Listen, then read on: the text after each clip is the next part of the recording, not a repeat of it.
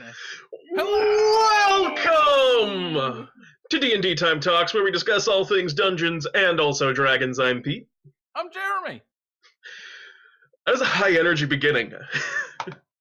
This is going to be our most exciting episode of DnDTime Talks ever. We've got stunts. We've got tricks. Special effects. We've got explosions. Michael Bay is doing the cinema photography for this particular... Cinematography, Pete? I decided to stick with it after this particular episode of DnDTime Talks. I'm pretty sure there's going to be a cameo by Arnold Schwarzenegger. Should be a good time. Just wait 3 years for the production of this to continue. You're watching it raw. Yeah, well, this is the filming session. It'll be coming to a theater near you in IMAX 3D. We're actually only going to do this topic from here on out. We're just going to take lots of takes on it until it's perfect. Hi to everyone in chat. I see Frog, Shiva, Reflected, Shogun, Jedi Crusader. So many people here hanging out with us, and to all of you I say hello and welcome, and I'm excited to talk about D&D with you. Oh, Data, he's already going to work. What a good cat. That sounds like Data is... How much do you pay Data, Jeremy, for his job? Give him like a handful of treats, like 3 or 4 treats. Probably way more than Data, if you can hear me through Jeremy's headphones, demand a raise. This is unacceptable, these working conditions that you've been given. Yeah, well, if he actually did his job, maybe he'd get more treats. Yeah, that's fair. We got a... yeah, that's it. We're going to be talking about styles of play tonight. Different ways that players... Different types of players you're going to meet at your table, and how to DM for those different individuals. Yeah. No, it's gonna be some good noodles. And as always, I like good noodles. I'm going to start saying that. That's it. Jeremy, that's a great... That phrase, Jeremy, was good noodles. And with regards to the usual things that we say, if please join in the conversation. If you got questions or comments, type them into Twitch chat, and we will respond to them because we observe it. And also, if you have just questions for me and Jeremy, just in general, if you go down onto our Discord server, which is linked below the stream here, you can go on the Ask Pete and Jeremy channel under DnDTime Talks on Discord and ask us questions, and we'll answer them all at the end. Also, Data's very sassy tonight. He wants more treats, but he doesn't know he's got to sit on his house. Someday Data will learn. So, Jeremy, do you want to bring us in on our topic tonight? Yeah, so we got a cool topic tonight. Topic that, it's a little more meta. We're not talking about running the game so much as we're talking about who's playing in the game. We're going to be talking about players' styles. There are lots of different types of players in Dungeons & Dragons. Despite the fact that it is one game, there's a million ways to play it, and none of those ways, or few of those ways, are wrong. So we're talking about all these different styles, right? The different types of players that you will likely meet at your table if you play with lots of different groups, or if you're just playing with a new group. I mean, everyone plays with a new group at some point, because that's how you play D&D. You gotta play eventually. Yeah. Because I feel like, almost every group, in the ideal world, you'd be playing entirely with people who have your play style, and all of you agree on what the best way to play D&D is. But that's not... D&D is not an ideal world. You play with the people that you have available. It's hard enough to schedule games as it is, let alone making sure that you schedule your game with the perfect group of people that all love your puzzles-only Dungeons & Dragons style. So sometimes you're going to need to accommodate for people who like things other than puzzles, and make sure you include a lot of, different elements in your game in order to make sure that everyone at the table is having fun. Because that puzzles-only group, I don't think that group exists. I don't think you could find 4 players who just want to do puzzles and are playing D&D. Pete's dreaming is what he's saying. Pete really likes puzzles. I like puzzles. I wish there was more puzzles in everybody's D&D games, but no one does puzzles. But I guess the main reason we're really getting around to this is it's super important as a DM. Your 2 main jobs, you have two main jobs. One's less important, one's more important. Your less important job is to run and adjudicate the game, right? To be the person who says what happens when people do things. That's less important than the other rule, which is make sure that everyone at the table is having fun, is having a good time, is getting what they want to get out of the game. And knowing what your players like and, identifying that and then catering to it is the number one, the major way to get it. You can know all the rules of the game and still run a lousy game. So this Absolutely is true. numero uno. Yeah, this Let's is hop right in. Yeah, for sure. So yeah, that may seem obvious that you want your game to be fun, but there's a lot that goes into making the game fun for everyone. And as just the kind of the core of this, basically, it's just going to be figure out what your players want and then give it to them. It's not complicated, but it's also not easy. And there's going to be sessions where you can't do this. Like, you can't necessarily fit, if you have a really diverse group of players that all want completely different things out of the game, you're not going to get every player every session necessarily. You can aspire to that, and if you can, then awesome, great, you're doing a really good job as a DM. But your goal is going to be to try and maximize. You're as a DM a min maxer, which is a type of player we'll talk about. But you're trying to maximize the amount of fun that your players can have, and minimize the amount of unfun for players who don't like certain aspects of the game. For example, you might have a player that hates combat and just would be very happy to just sit around talking to NPCs in a tavern all day. And you have another player that enjoys combat, so you need to cater to that player and still include that thing, but you want to make even those combats fun for the player who doesn't enjoy them, and vice versa. Try and make the things that wouldn't necessarily be fun for someone who just wants to slay some goblins. Try and figure out ways to make times when you're not slaying goblins or monsters fun for that player. Yeah, and there's a whole bunch of different types of players. There are kind of some classic player archetypes, which is very contrary to character archetypes, which you talk about a lot. But we're gonna, hit on each of those main player archetypes and talk about some cool ways to engage that kind of player, and more importantly than any of that, to recognize that your player might be one of your people you're playing with might be that kind of player. Yep. So, as a core kind of rule for this, right?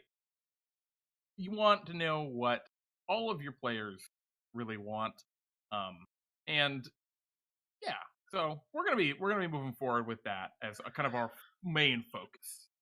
Yeah, and as we're going through and kind of talking about some of these different types of players, keep a couple of things in mind. One, that no two players are going to be alike. Odds are, even if you think of a player, or you think you yourself identify with one of these categories, odds are you're probably a lot of them, and you have little bits and pieces of them that you like. None of these, I think, are going to perfectly describe any individual at the table. I like to think of it like the Enneagram, if anyone's familiar with that. I am not, Jeremy. The Peacemaker, the Reformer, the Helper. Never mind, I am. It's a personality test that puts you in one of those, but you're never just one.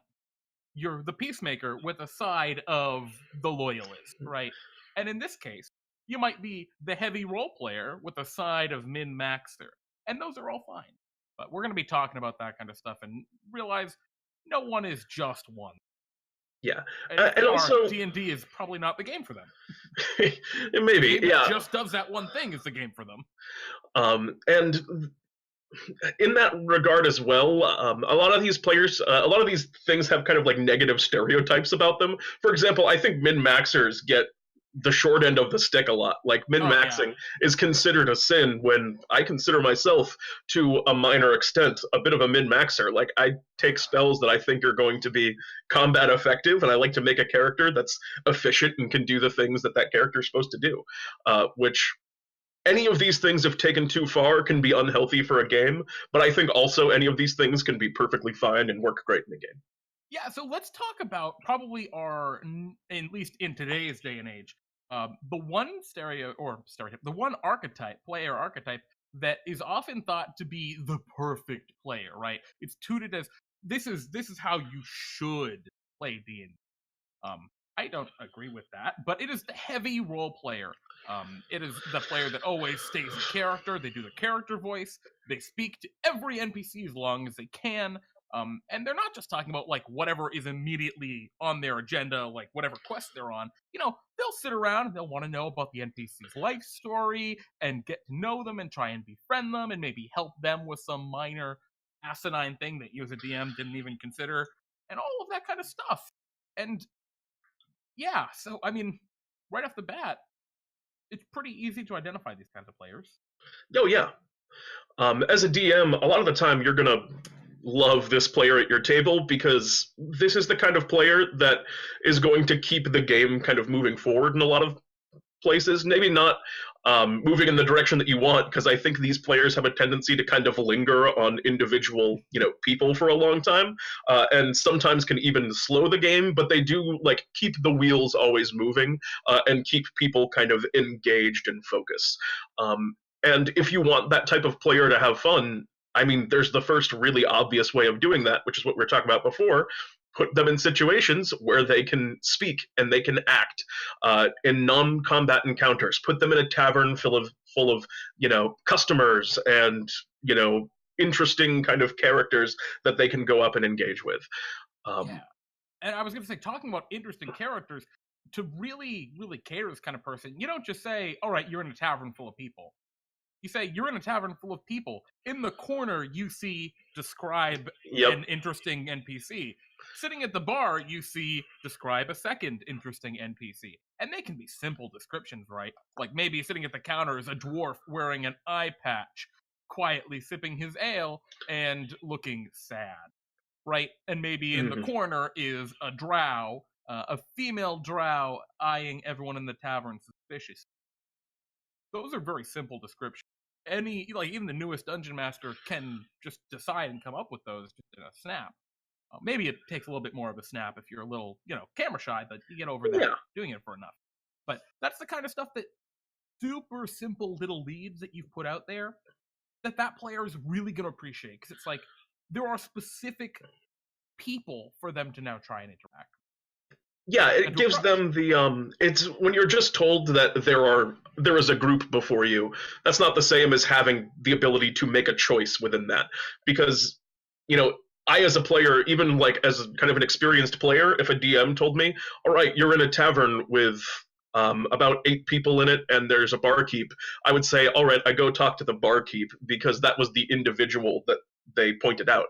That was the one that was like distinct and a choice in that category, and by making all of the kind of characters, or at least some of them in the bar, that players are going to want to interact with those points because they feel they have something to hold on to. It's a very good point, Jeremy. Yeah, and I mean, even beyond that, right? If you do have a group, let's say you enter into the bar, right, and you look around, there are 8 people and a barkeep. If you describe the tone of the bar, say like, "Yeah, everyone just seems really down here," right? Or it seems pretty raucous, and it looks like there are some folks in the corner that might be about to get into a bit of a brawl over something. That also, without having to give any details, right? You still identified not an individual, but a specific group that they can go interact. Works both ways. So. Yeah, for sure. And beyond just kind of giving these players situations where they can roleplay, because the whole game is a situation where you can roleplay. An ambitious role player will find opportunities, even in combat, to kind of get a character moment through. These are players usually that will have kind of a deep connection with their characters because they try to embody them. They try to act like their characters. Not to say that people who don't role play don't feel that same connection, but I think that there's a common association there. So think about their characters and create opportunities for them to show off the things about their character and to really put those things on display. That's a great like general rule of D&D on the whole, and DMing well for a group. But there's no better way to engage a player than by doing something that would engage their character. I mean, one thing I really like, a great example, say you have a bard in the party, or not even a bard, maybe just a character that has a high charisma, that has performance as a skill and maybe part of their backstory, and they decide their character's a performer. Even if you just, without giving them an overt opportunity, right, to perform, you can just say, like, yeah, as you enter into the tavern, the bard is really bad. They just sound terrible. Yep. Or they sound great, and that is also given that character, that player, a cool prompt, right? It's here is something that specifically relates to this part of your character that you love, that is kind of either mirrored, right, or negatively reflected in the world that you can go and engage with. Maybe they throw tomatoes at the bard, right? Maybe in between sets they decide to go over and talk. Maybe they decide to leap up on stage and dethrone them, right? Yep, All that's sorts of the random stuff. And it might be a street performer, it could be a bard in a tavern, it could be any of those. even an empty stage. Yeah, even if you just describe an empty stage in the corner, that's it. You've just given them something to play with. Absolutely, and that's a great way of putting it. To something to play with. It's just you've put down a toy in the room, which if they so desire, they can go over and pick up. They don't play side of role play. Yes. That's just something that they can choose or choose not to interact with, and if they don't interact with it, fine. And I think we're going to talk a little. Yeah, we're going to talk about actually someone who doesn't interact in a little bit. I mean, I guess it's on the list now. Well, before we jump onto that, I have a couple more things I just wanted to mention about. Oh yeah, please. One thing just to note. So we've talked about how to engage them and do what they want. Mm-hmm. Another thing to note about the heavy role player: they love their characters. They love their characters. Where a character death might not matter as much to one of the some of the other categories we're going to talk about later. A character death is really going to matter to the heavy. Like, they don't want their character to die. Often. Sometimes they do. Sometimes they're totally down with it. But a lot of the times, that deep connection they get with their characters really, it sticks. They get really attached. They don't want their character to die, especially something inconsequential. And so that's something to consider as a DM, when you're making combat encounters, or that cater more toward this heavy role player. Maybe save the really dangerous combat encounters for the big boss. Don't have the bugbear goons that serve Lord Hobgoblin Bob, right? Don't have those bugbear goons be a lethal battle for them before they even get to the big bad. At least don't always. There's moderation. Yeah, you might absolutely need to do that to sate some of your other players. Which I think is a great point to transition into that other player. The taboo word, the min-maxer, your munchkin, if you will. Which is, for anyone unfamiliar with the term, this is the player that's going to spend hours and hours and hours fine-tuning with a fine-tooth comb their character until they are as powerful as they can possibly make them. They'll be doing 100 damage around, or every time they roll a persuasion check, they just get a minimum of 40 somehow, and you as a DM are completely baffled as to how they have arranged this odd combination of feats and skills, but now they are a monster, and they're very good at one particular thing, but mostly really what they're good at is the mechanics of 5e, and they know how the game works, and they've done a good job putting together an efficient character. So right off the bat, I mean, if we're talking about what kind of player this is, and again, I think I was a little bit extreme there, but these aren't bad things by any means. This is just a player that, this is probably just a player that enjoys combat and tactics, and they put a lot of work into their character's mechanical side because that's what they like.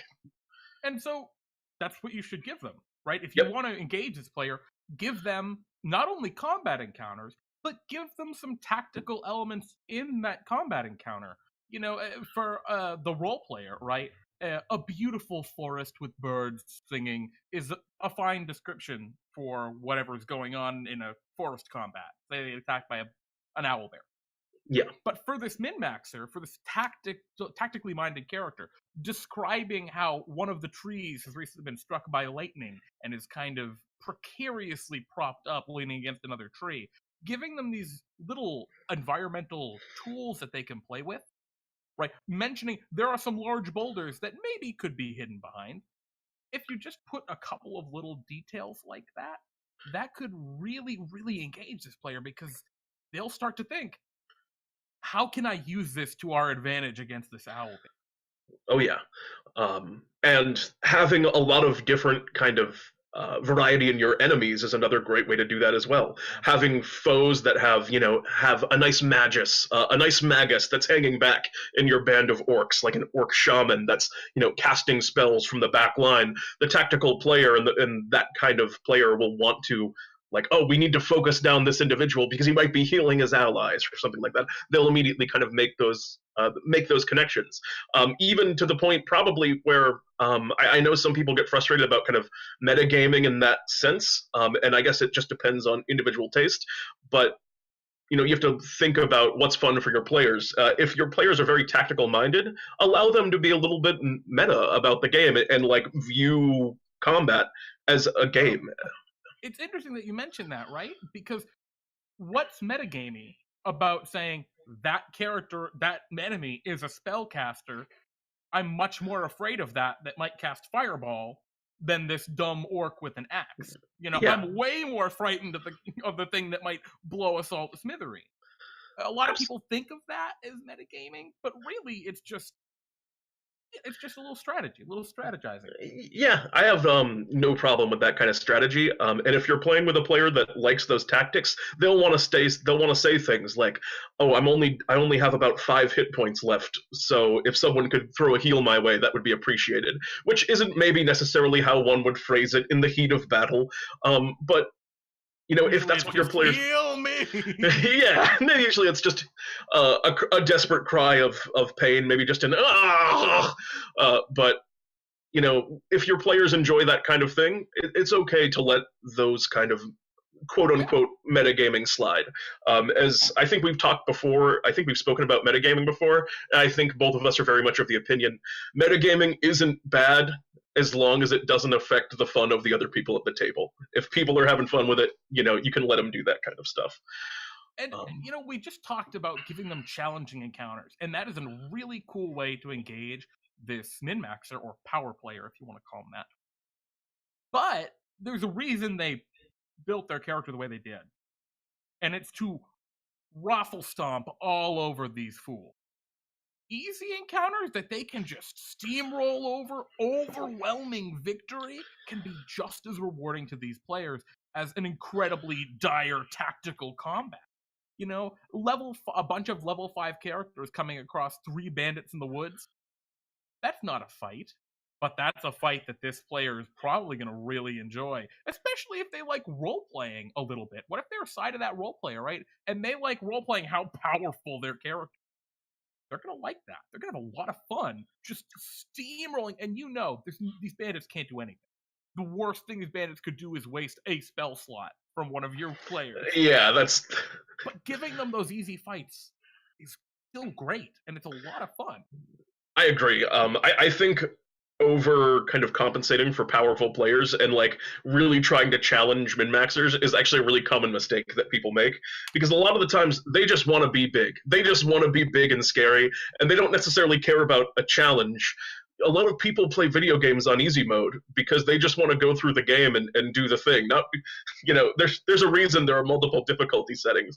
While I think there's definitely some camps of people that would argue that to play on the hardest difficulty settings in games like that is more virtuous in some ways. Sometimes you just want to smash some goblins in the face and not have them even scratch you, and definitely give your players an opportunity to do that.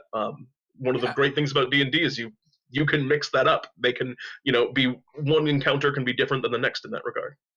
yeah. And if you find like a lot of the times, I find that these kind of min maxing players, if they have those easy encounters where they just steamroll the enemy, they'll make comments after like, "Ha, that was easy."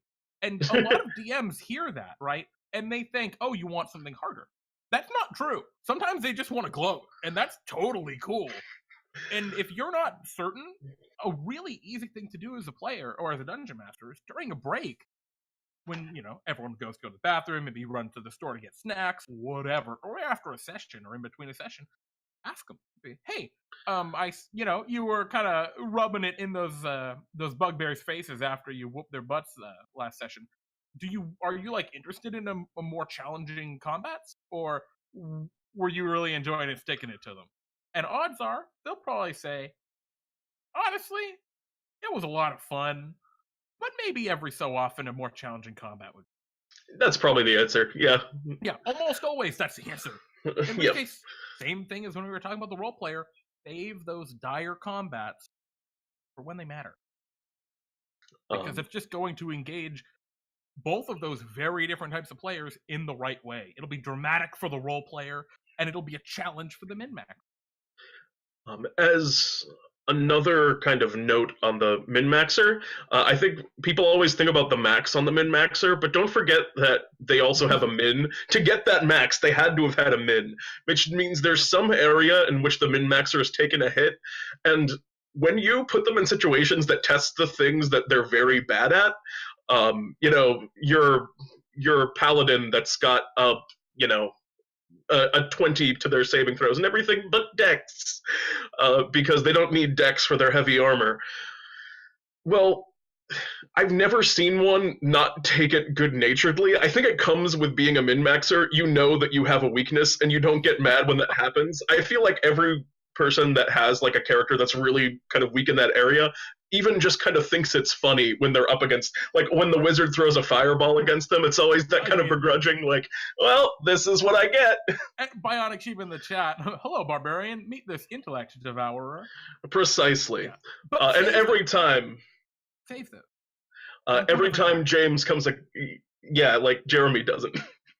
I do that every time. Poor James. But yeah, every time James comes against an intellect devourer as a barbarian, I never hear him say, like, be actually upset. It's just like, oh no! The Mind Flayer against your paladin. I have watched 3 paladins slain by Mind Flayer because they got intellect blasted, and then the Mind Flayer just walked over and ate their brains. Yep. If that's how you, if you have a paladin that you're having trouble killing as a dungeon master, magic missile. Anyway, unrelated. So let's talk, because Sheila said a little while ago, a thing that we're going to talk about. When you talk about people who don't interact, can you add people who specifically avoid interaction? Absolutely. That was actually something we're going to talk about next. This is a kind of a playstyle that we've dubbed here the Observer, which I think is a fair way of putting it. I don't know if this one has like a more well-known title, but a lot of players, and this is something that I've encountered all the time, tons and tons of times, and these are players that like to take just kind of the back seat and let other players engage. They like to watch the game from a distance and just only kind of dip their toes in. Maybe they just like taking their turn in combat, but otherwise are happy to just kind of go along with the party. And this is another thing that I would say is totally fine. And when I'm speaking about this player, I'm not talking about a player that is necessarily shy or a player that's, new to the game and doesn't really know what they're doing yet, so are kind of watching just a little bit cautiously, but maybe those players also fall into this category. But there are some players that just don't like to play that much. They just like to kind of play along and watch, and you don't have to force those players to engage if they don't want to. Yeah, more often than not, a lot of those players are really, really going to want to just sit back and watch the story unfold. I know in my experience, which I'm going to say is rather limited, the players that fall under this category tend to be the kind of players who, outside of Dungeons and Dragons, they love reading. They just devour books. Whether they be fantasy, science fiction, they just really they chew through them. And because they really want to see the stories and how the stories unfold, how the characters develop, they might not be as interested in developing their own character. And that could be for a million different reasons. But yeah, give them what they want too, which is an interesting story or an interesting world. Yeah. And don't overly pressure them to do things that, sometimes there's some people that just have fun like that. And what you do want to do, though, is kind of watch them, and at those times when you see the spark and they get excited about something in your game and they want to engage with it, pay attention to them. On the rare moments where they kind of seek the spotlight, let them have it. Listen for those cues and engage with them when they choose to engage with you. Yeah, and don't be afraid when they do that. to if another player who is normally kind of taking the spotlight, don't be afraid to be like, hey, let so and so talk for a minute. For sure. Don't be afraid to do that. I mean, that person who was like jumping out of their seat ready to talk like they always are, that's fine, but like they might be upset for a moment, but it's important to let everyone have their opportunity. And with these observer types, right, these spectators proverbially, it's important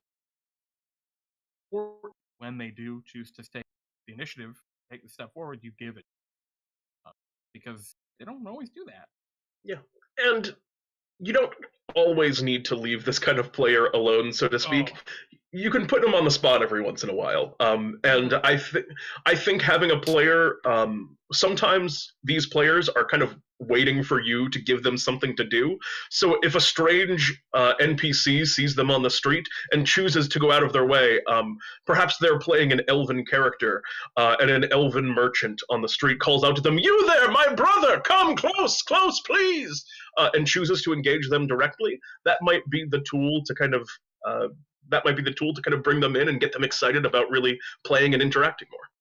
Yeah, and when you do that, don't have it just be a random nothing. Like Pete was saying, have it be an elven merchant and have there be a deeper story to it, right? Because a lot of the times that's what these observer types are there for. Have that elf be like, "Oh, brother," and then when the player comes over, are you coming to the meeting later? The elves were all meeting at the outside of town, to talk about recent goings on, and engage that player in like, oh, there's something in intrigue going on here. I want to learn about this story, and I'm the only person who can push this story forward. That's the real key. Give them that opportunity where they get to be that force.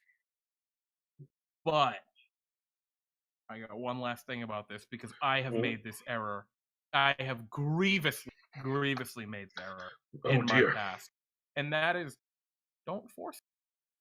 A lot of the times, like, I had a player who's very much the observer kind of player in one of my games a while ago. And I kept trying to find things that would engage them, find things to make them happy, find things to, you interact now! And it was just like, I always felt bad because my attempts always fell flat because they didn't really want to. Yep. And they felt like a little crowded because they just wanted to watch everything happen. And so, give them these opportunities every once in a while, but don't drown them. That's a really important nuance there. Just because someone at your table is an observer does not mean you're doing anything wrong as a dungeon. Absolutely true. That's it's really hard.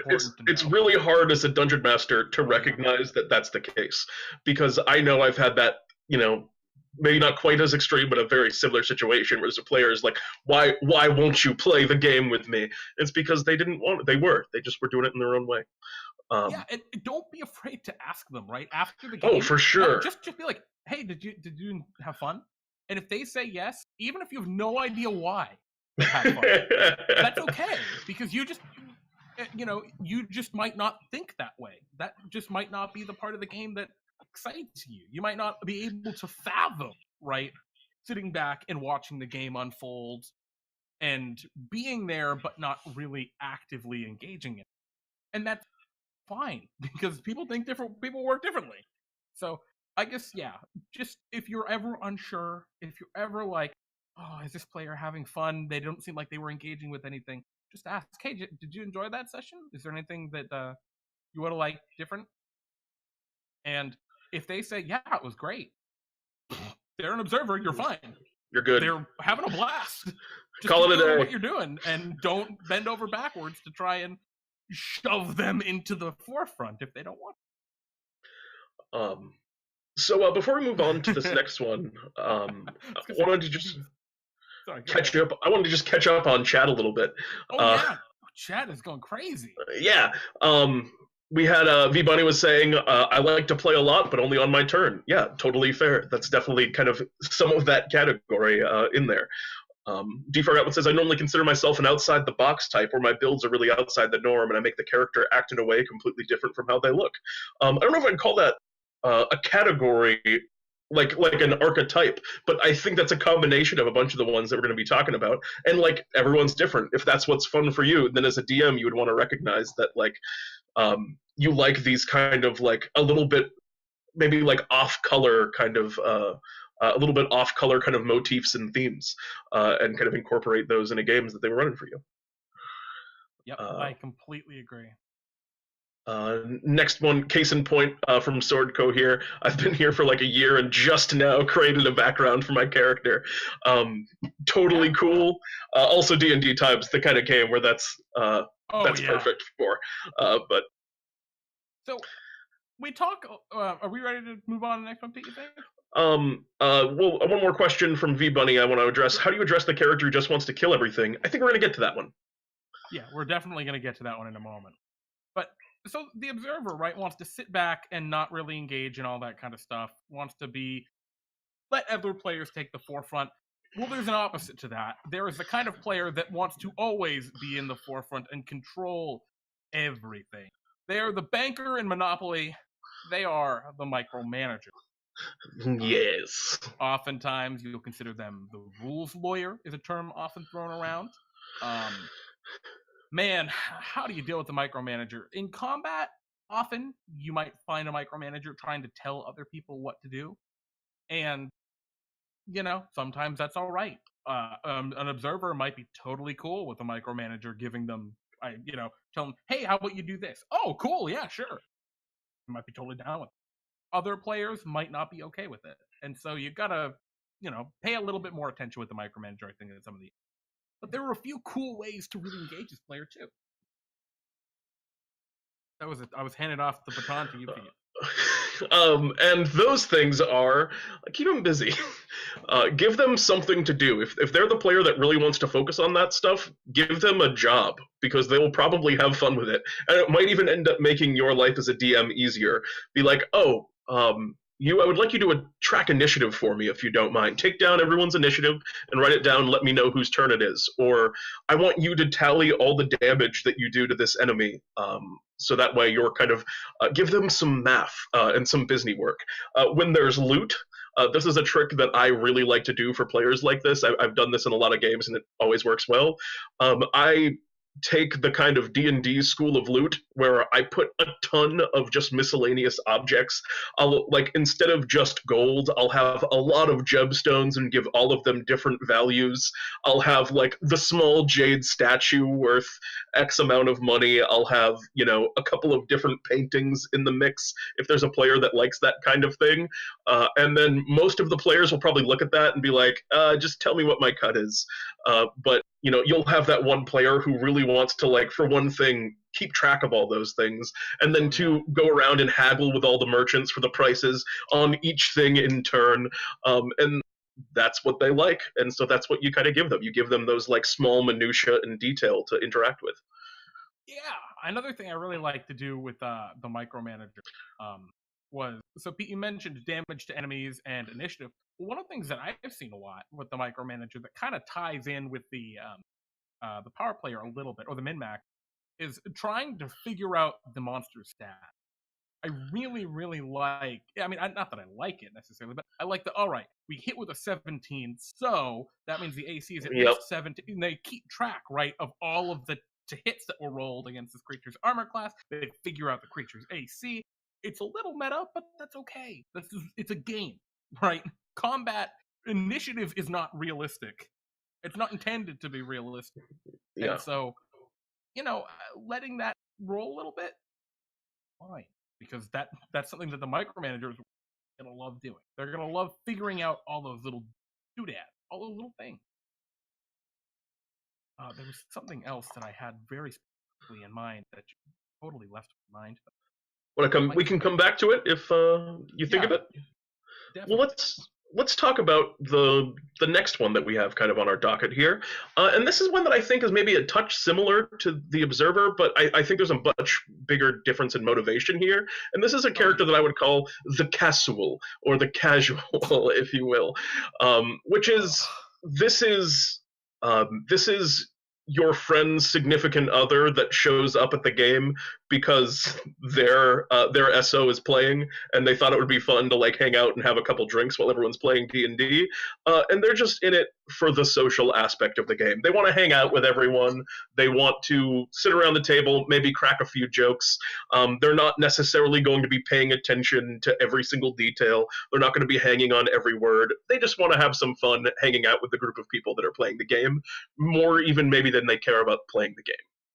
Yeah, and these kinds of players, oh my goodness, they're great because they will always be happy with what you throw at them, as long as you don't harp on them for not doing what you want.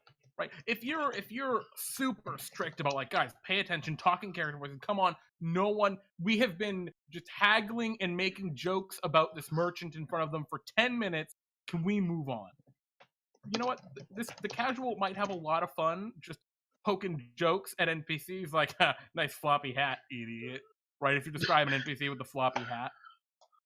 A lot of the times when they play their characters, if they play their characters, they're not going to be in character, or the way they play them, just there's no way this character's alive in the world. Yeah, those are kind of like your classic first character, which if I was playing, I would call them like Fantasy Pete, which is just kind of an idealized version of oneself that has way more confidence than any human being could have in real life, and goes out and doesn't take anything that comes across them seriously. Like, I think you're going to see a lot of those characters with the casual player. There were also the kind of players, right, that like the ridiculous stuff often. Yep. Right? You throw, like, a lot of the adventures you see in DnDTime, if you throw a DnDTime-esque adventure in there, or, side quest in there, every so often, they're going to have a great time. They're just really going to enjoy it. That's the one that they'll remember, and when they talk about several years later that one time they played D&D, they'll be like, oh yeah, it was crazy. The Cyclops that we fought, he was blind, so he was a no-clops, and they'll talk about the goofy stuff, not necessarily the serious world building and story. Yeah. Yeah. Which is, it's great. You just give them some goofy stuff every once in a while, and you don't get mad at them for not wanting to get super into character. You just let them play the game and just hang out. So really easy to please the casual. Just don't be mad at them. Yeah, just let them take it easy. And all of these things, like, I know that there are people out there that when they heard the idea of like, yeah, just let them do whatever they want, let them like crosstalk a little bit and stuff like that, be like, no, I want my game to be really serious and I want everyone to like pay attention and really engage in the story that I'm writing. Well, don't have that kind of player at your table. These are things, everything that we're talking about here, you should learn a lot of these things about your players probably in a session 0 or before you start your game. And if you don't want to play with this kind of individual, keep in mind, if you recognize them like this at your table, that's how they'll be, is I guess what I'm getting at. Yeah. You can't tell someone that how they play the game is wrong. It might be different from how you play the game, and when you're going into a campaign, that's what Session 0 is about. It's being honest and being frank with everyone about the kind of game you want to run, and, acknowledging these different kinds of game styles, and acknowledging that, hey, you might not like the super serious tone of the adventure I'm running. And, I'll throw in some goofy stuff here and there, but, if you could play along some of the time, I'd appreciate it. That's a really easy way to, engage this kind, or really not engage, but I guess, the word. To talk with them, right? To come to an agreement. Yeah. So yeah, that's I think that's a pretty straightforward one, but let's talk about a dangerous one. God. Yeah, this is the opposite of straightforward. Literally. We're talking about the chaotic. We're talking about another word, you could call him the wanderer. A word that I know will hop up in chat, think it already has, is the murder hobo.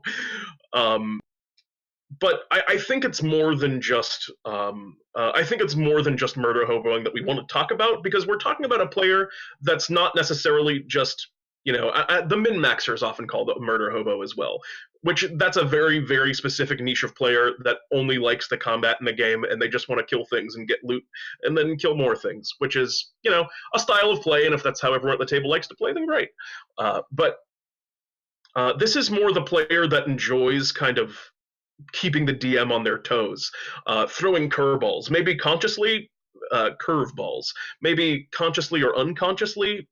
They might just be the kind of player that follows flights of fancy, like you described, just kind of casually in the backdrop. How you walk through the town, a dove flies through the square. There's some people. Wait, the dove. What about this dove? I follow the dove.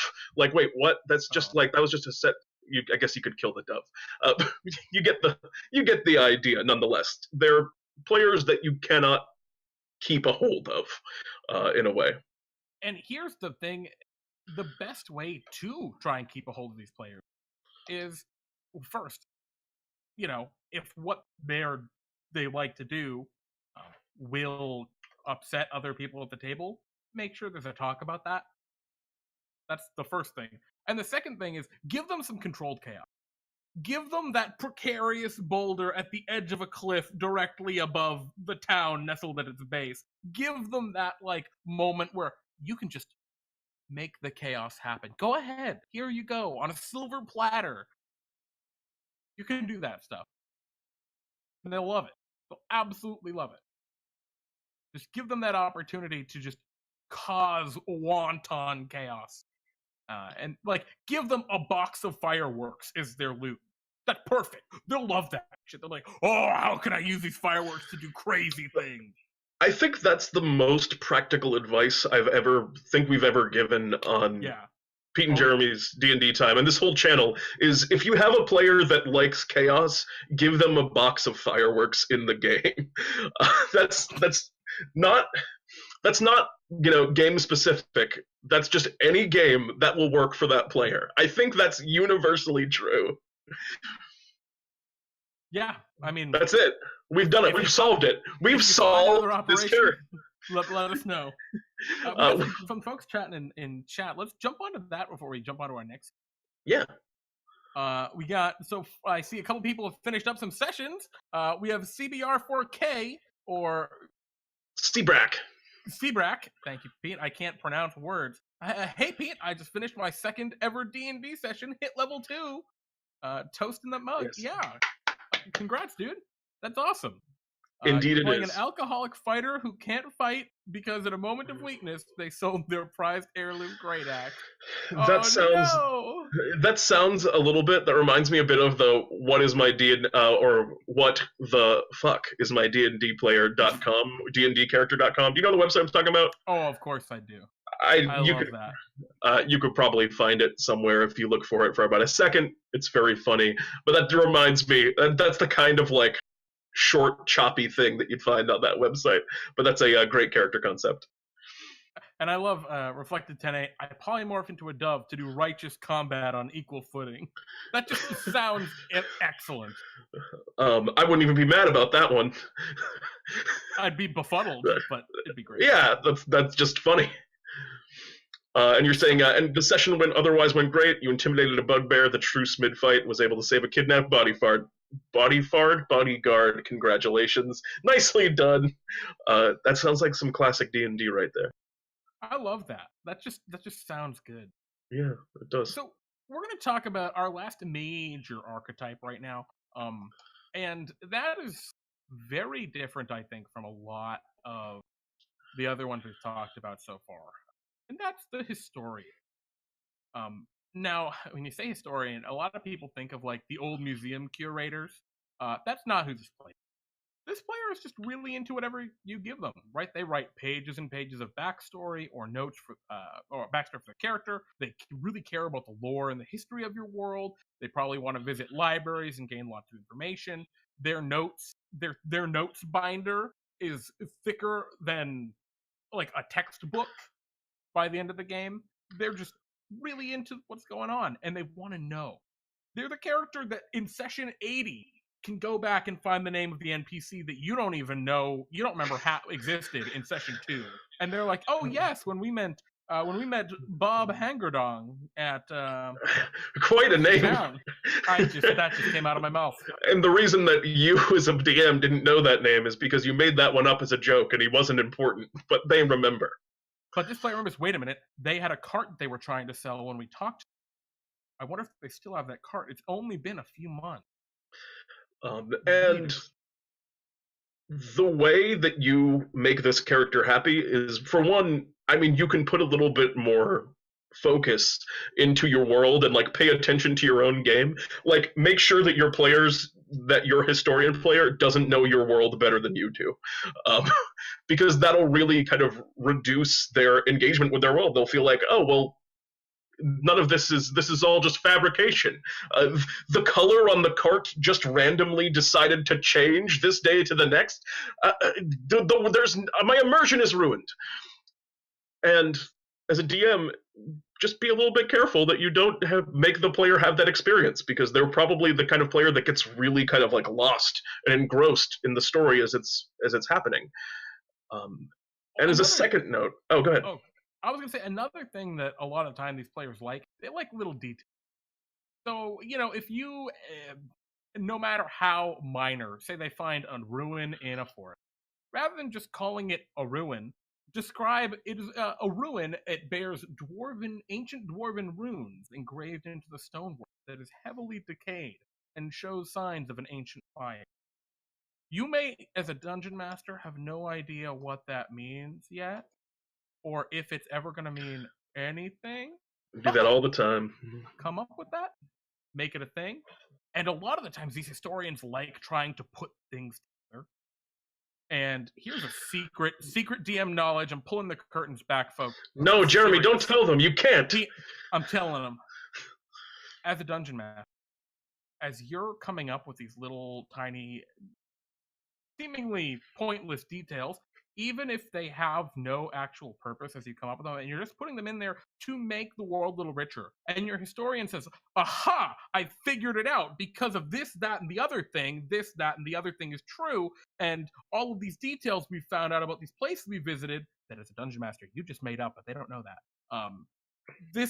Therefore, this guy must be working with this evil person. And as a dungeon master, in that moment, you say, yes, you're correct. You don't actually tell them that, but you can decide, wow, you've put these seemingly unrelated things that I just made up for just to interest you in the game, and you've put them together like a puzzle. And now, because you came up with that, it is true. I had no plans of that being true, but it is now true because it is cool that you came up with it and you figured it out. And as a DM, when they do that and they confront you about it, you never tell them that they're right. Oh, you just never. You just say, I don't know. Just that's it. If they say something, I don't know, they'll have to ask around about that. And if they ask an NPC, if they ask an NPC, yes, you're right. or Pete, the key NPC is when they ask, like, for example, when people ask Bartholomew questions in DnDTime. Troubling. I will think about this.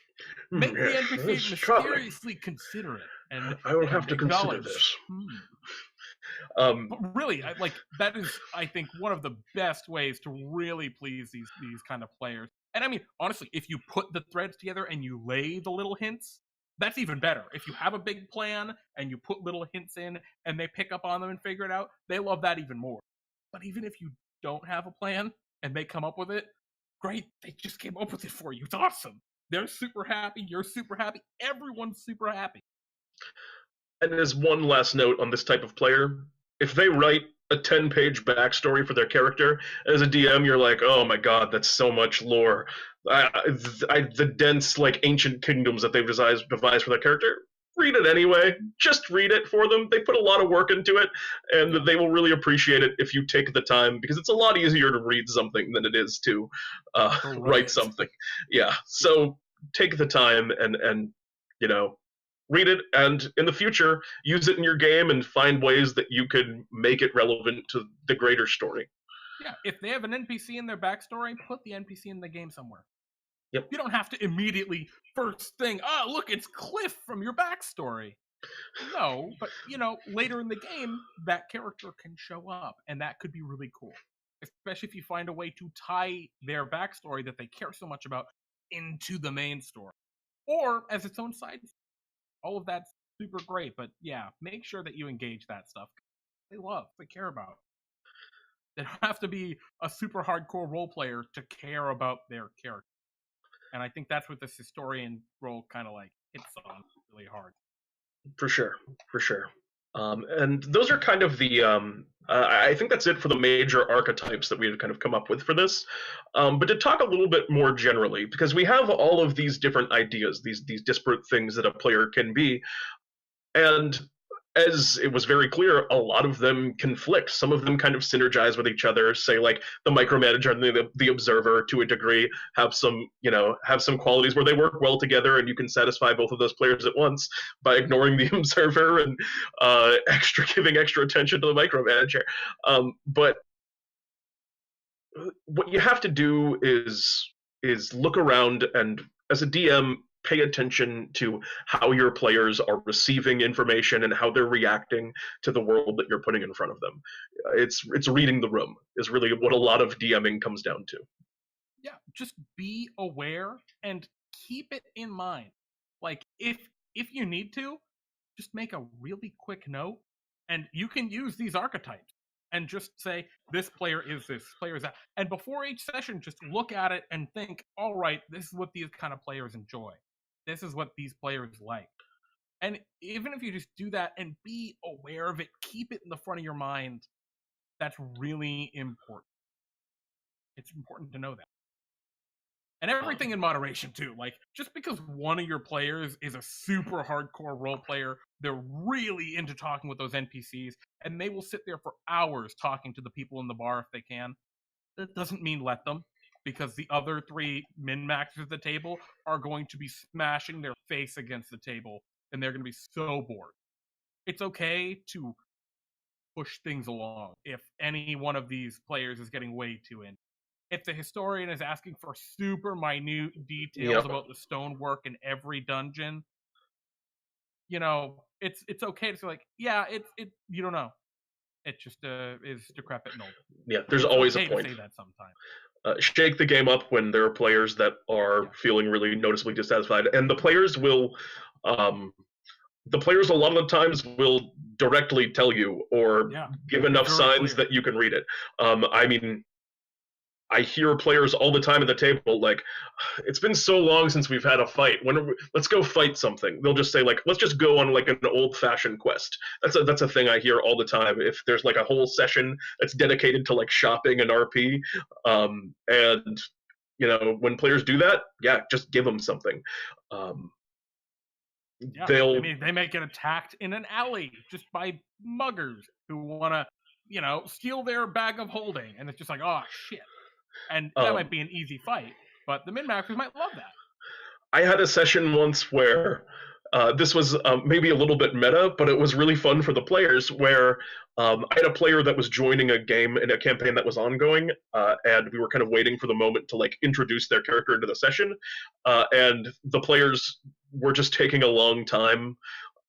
We're just taking a very long time to like get to the point where they would meet this player that we'd kind of agreed upon, and it was like the session was almost over and they kind of barely got to play, and then there was a few more role playing things they had to go through, and it was one of their first sessions of D&D, and at the game's end, that player said something like, "I was hoping to fight something," and one of the other players at the tables goes, "Oh yeah, this guy didn't get to have any combat on his first game session," and I said.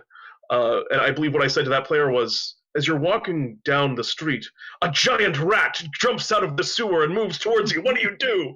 Just immediately in that moment. And even though it was a little bit goofy, he told me what he wanted to do, and I did it for him because it was fun. Yep. That's awesome. Do that. Do that, guys. No, actually, one thing that we haven't talked about, actually, very interestingly. Oh man, Pete, you became tiny. You're I tiny like Pete. it like that. I'm Tiny B. All right. You're big Pete again. I was gonna say, one of the things we haven't mentioned actually at all is puzzles or exploration. We did talk about role playing and combat a little bit, but we didn't talk about those other two like big pillars of gameplay in D&D. And that's because puzzles are not unique to any of these.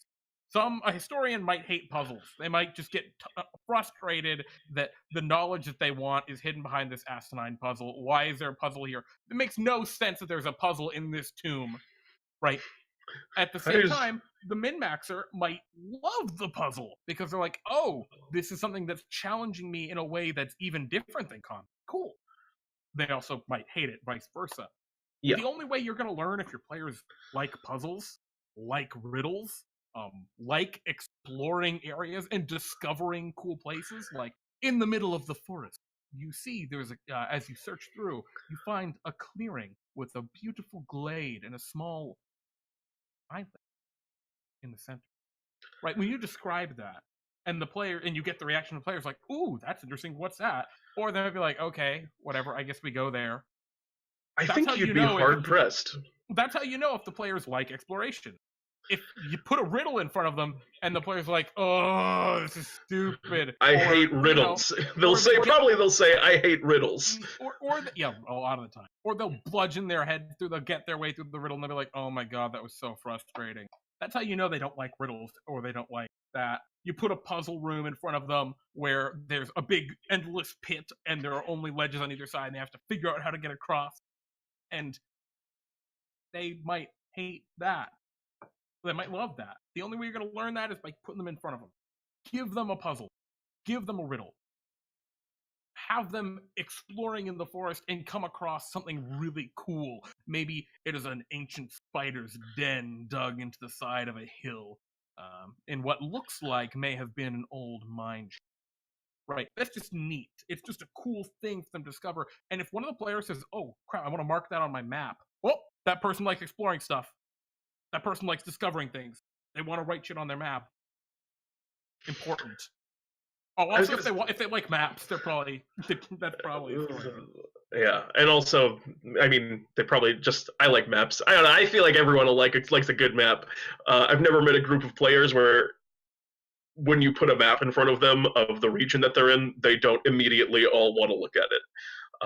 I think exploration is also one of those ones that's pretty universal. Oftentimes, yeah. Yeah, but combat and role playing, I think, are a lot more. People are a lot more divided on those ones, and everyone agrees. And everyone agrees that puzzles are bad.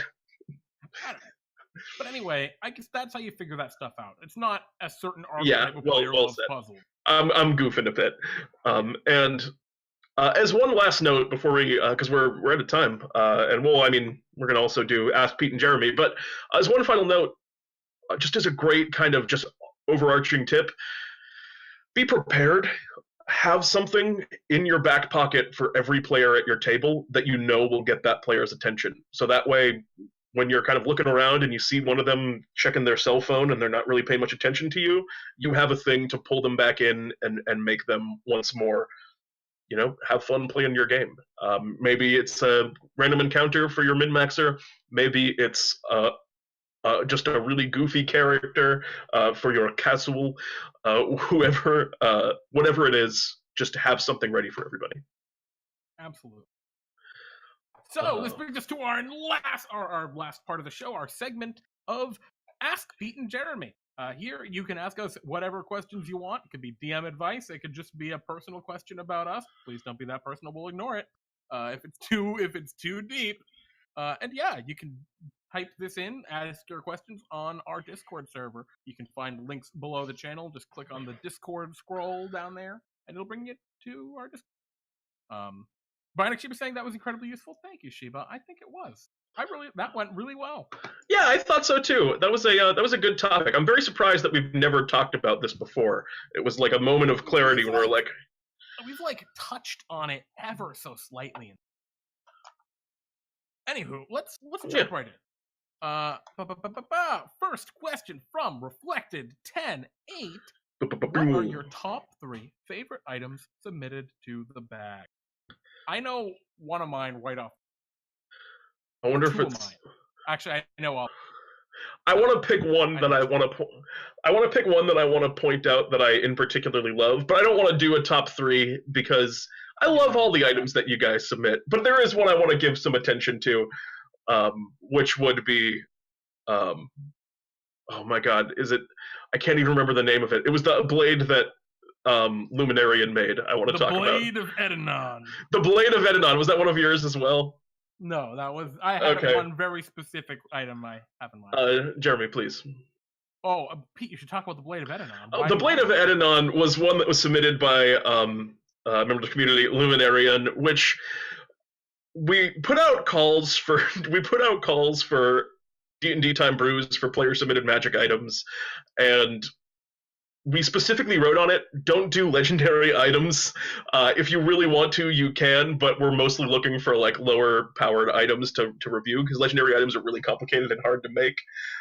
And he submitted the Blade of Edenon, which was a legendary magic item that absolutely, it tickled my ribs, if you will. I just died laughing the moment I read it. It was amazing. It was beautiful. It was a work of magic. It was majestic, because the first line of that weapon description was, this sword does a ridiculous amount of damage, which the minute I read that, I just died laughing. I lost it. Like, in DnDTime, we are the quintessence of Dungeons and Dragons. The very base, absolute, this is just the core of what D&D is, and he submitted what the core of a legendary sword is. It just does a ton of... This weapon does a ridiculous amount of damage, and it had like 1,000,000 powers, and it was like, a lot of like the descriptions of what it did weren't even in game mechanics. They were just like kind of descriptive, like, you can throw it like a boomerang, and like stuff like that. It was just... it's in the bag. And now it's in the bag. It now has mechanics on it. It was just really funny and entertaining to read, and I will always remember my experience reading that particular item. I don't recommend any of you else take that tactic. That was funny to me exactly once. I recommend that you have real mechanics on your weapons when you submit them. I mean, one of my favorite ones... there's a lot of really awesome items that have been submitted over the time. But one that I thought was super cool, very D&D time, it was called the Full Plate Armor. It was submitted, I think, by Blood Deuce. But yeah. Anyway, so it was plate armor, so 18 AC, that's all it did. And it was made of dinner plates. And as an action, you could take a dinner plate off of it and conjure a delicious plate of food. The AC of the armor went down by 1. And you could eat the plate of food in that action to regain a bunch of hit points. And I just thought, that's a really cool idea. You're trading off your armor for cool HP. I just thought it was super neat. I just really like the simplicity of it. And you could do that, I think, like, 3 times or whatever until it's dawn or something like that. It's that's really clever. Yeah. Exactly. The pun was... I love me a good pun. I can also picture that being someone's armor in the Trash Kingdom. One of the scrap knights is just covered in armor. Oh yeah, the full plate armor. That just feels really right. I think you submitted that actually after your first scrap knight event. I think it was inspired. Maybe not. I don't want to put words in mouth. Anyway, we've talked a lot about that. Let's move on to our next question. Medimord asks us. I'm sorry, Peter. I know you were going to read. You can do the next 2. You're good, man. Go ahead. Whether it is tech-wise, something tech-wise, visual, something thematic, or even with communication/player base, what is something you'd like to do to make D&D time even better than it already is? Oh, well, I know for me, I want to interact with chat more. I'm awful. I pay attention to chat. I watch, I read everything that comes down there. But man, a lot of the times I just neglect to comment. I just don't say something, and I need to get better at that. And in our defense, it's definitely a lot harder on say a Pete and Jeremy's D&D time day to do that when we're trying to run the game, which is almost, perhaps I would say, the most interactive. I don't ignore you, Sheba. Yeah, no, in D&D time, there's no helping it. But out of D&D time, for example, in talks here, I need, that's just something that I just need to get in better habit. Yeah, me as well. Same thing. All right. Well, no, I mean, not just that, but to pick something else. I would say I really, I really want someday for us to have a video to go along with our theme song. I would really like us to have. That's like a small detail, but I feel like we need some kind of animation for the theme song in between where we do our intro and where we have our first game.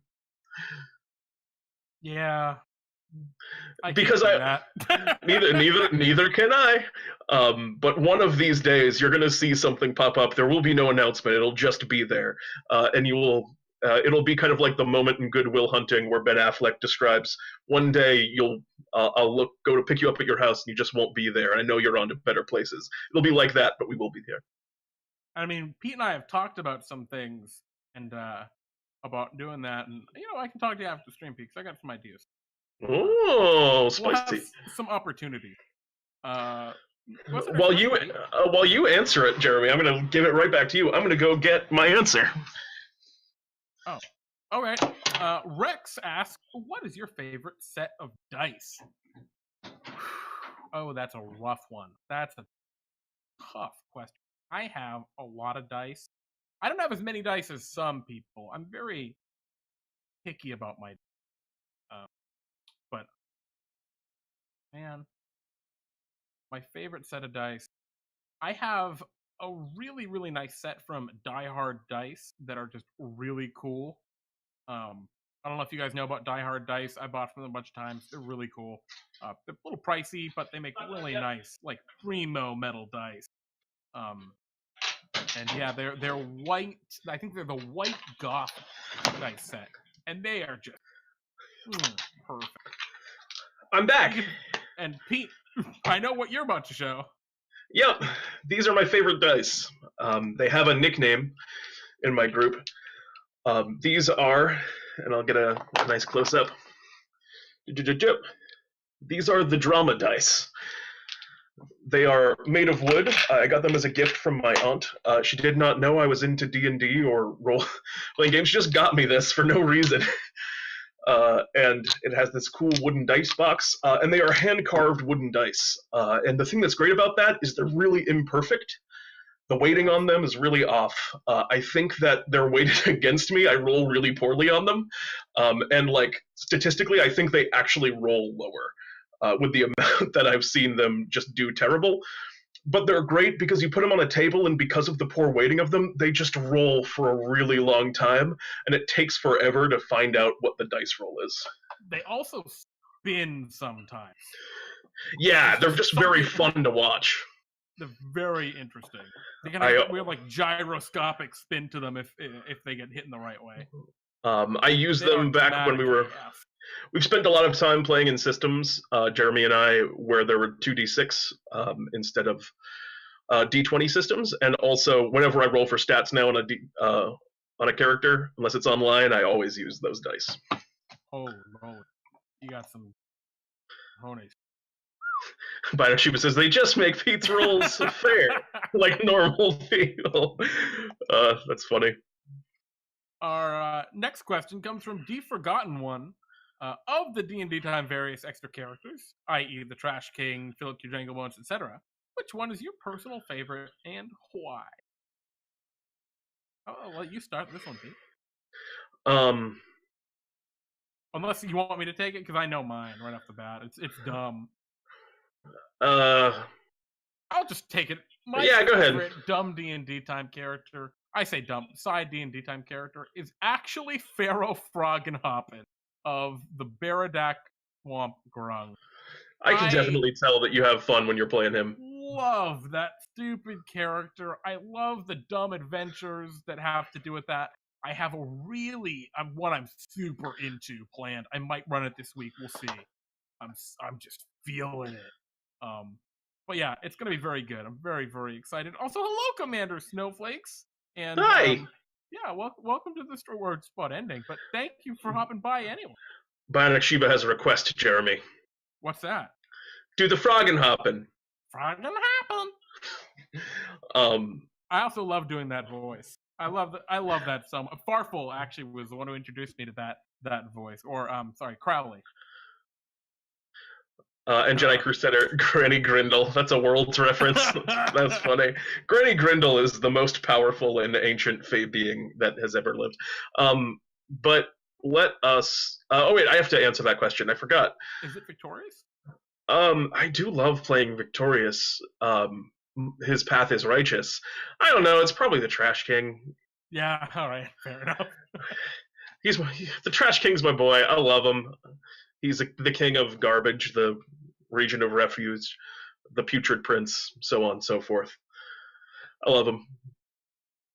All right. Our next question: what is the single greatest moment you crafted for a specific player, and they went with it? 100%. That is a question by Reflected Tonight. Pete, do you have one? It looks like you do. Your smug smile. No, I actually don't. I have one. You please. I was running, this is a while ago, it was a 2d6 system. I call it the Elements campaign. I referred to it a couple times on the stream throughout the time we've been streaming. But basically, there was a dramatic twist in the end where, totally Darth Vader style, the big bad evil demon was like, I am your father, to one of the players, and was like, join me, and together we will rule this kingdom and bring it into a new golden age. And then he did. He just went like, yeah, I'm in, betray the party. And he just went with it. And this is a very lawful character, too. It was like a total 180. I was not expecting it at all. But it was great. It made a very dramatic battle. Mine, I don't know if I crafted it per se. I laid the groundwork for it, and really it was the players that made it incredible. One of whom was you, but that was James, and our players spent a lot of time in the Nine Hells. He contracted a madness at one point, which essentially his madness was. He had someone that he idolized, and he did everything he could to be as like that character as possible, which started off kind of, innocently with him. So subtle. Yeah, it was really, he played that incredible. I gave him the madness and knew about it, and I didn't even catch some of the early signs of him starting to adopt it. And he, it was just some, mannerisms and repeating some phrases that you used. And my character. Yeah, he wanted to be Jeremy's character, Bucket. And then it accelerated to him taking one of your hairs and putting it on his head, because Bucket just had a couple of hairs. And then there was this moment where they were fighting a character, and this was I pulled one of our first bosses, the first boss battle in DnDTime, Baron Switch. That was a character from that game. Who had the ability to kind of swap characters around, and essentially James ended up in Bucket's body. His character, named the Magpie, ended up in Bucket's body, and he just looks over at Jeremy's character Bucket, who is now, I think, in his body, and just says, "No, I was in the shitty body." Oh, you were in the awful body. There was a whole mess of stuff going on, but he just looks over and just goes, I am Bucket, in his best approximation of Jeremy's ridiculous character voice. That was in the darkest. My go-to phrase was, I'm Bucket. That was my thing. Yeah, but he just looks over. Yeah, and then he tried to kill him so he could always be Bucket. And then it was an incredible moment. It was great. Card Watch, if you're out there, props off. I still think about how good that was. So I guess that was less me and more him. But it was great. It was beautiful. Indeed. And of course, the last point. What is the biggest plot twist that changed your life? I assume you're talking about in Dungeons and Dragons, or maybe in just a little unsure. I abruptly moved to California after graduating. That was it for me in real life. Don't think I've ever played in a game that was really big on twists, where plot twists were major. We're not talking about real life shit. Were a major element. Yeah, I can't really think of one. Yeah. I feel like you're, because I've mostly played in your games, Jeremy. I feel like your games aren't really big on the twists. It's more. I don't know, man. That like the whole end, you lost. If it weren't for that, well, not nat 20, but the equivalent, the natural 12, you guys lost that campaign because of Yeah, the twist. maybe. Maybe it doesn't feel like a twist because we suffered none of the Oh, consequences of said twist.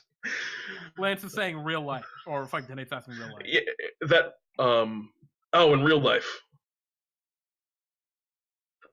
I don't know. Shrug emoji? Yeah, I don't know. I can't think of anything Oh, off the top of my actually, head. no, redacted. I'm gonna change mine. Pete, you have the same one. When we just decided to actually do D&D time, That's we a had pretty been good pick. hemming and hawing for a very long time, and then we decided let's just do it. Yeah, And there was a text, and I think the text was something like, do you want to actually do this thing? Was like the word "actually" was in it somewhere. oh yeah, Yeah, well, I'm gonna go with that because that's that's a pretty serious twist here. that's a good pick. I agree. Thank you. Commander Snowflake's been lurking for a bit. Well, you know what? We appreciate you, Commander Snowflake. Thank you. Sorry, I just noticed that. Like I said, I'm bad at commenting on chat. And I think that's gonna do it for the night. Yeah. Thank you all for stopping by, for hanging out, for being here. This was a really good talks. I'm really proud of like everything we said here. I like it. I stand by it. I am gonna go out on a limb and say we crushed it. We crushed it. And you know what? You can all crush it too this Friday in Pete and Jeremy's D&D time. 3 one-hour adventures starring you. Stop by, hang out, and watch, or sign up tonight. Tonight's the last night before we close signups for Friday, and come play some D&D with we. Did I aim the right way? You're over there. We. Yeah. Okay, I did. With us. Also tune into DnDTime Brews on Sunday. It should be fun. Finishing up Dreamwalker. Gonna do some player submitted magic items, I think. And also, if you don't know what that show is, we homebrew stuff there. So should be fun. That should be great. And just in case anyone's wondering, we're not having a submission form this week for the items. We're just gonna take them as they come. If you're in chat on Sunday, just when we get to that point, you spit them out. We'll start picking a couple ideas and roll with it. And keep in mind also, since we're not doing a submission form, if you write yourself a little stat block and want us to look at it, you can post it even in the workshop or something, or just post the stat block in Twitch chat, and we'll use all the information. It doesn't have to just be ideas and stuff. So you can still prepare if you're the type that wants to be ready to go with some ideas. That would be awesome, actually. Do that. But yeah, I guess without further ado, I'm Jeremy. And I'm Pete. And this is DnDTime Talks. Good night, everybody. Good night, everyone.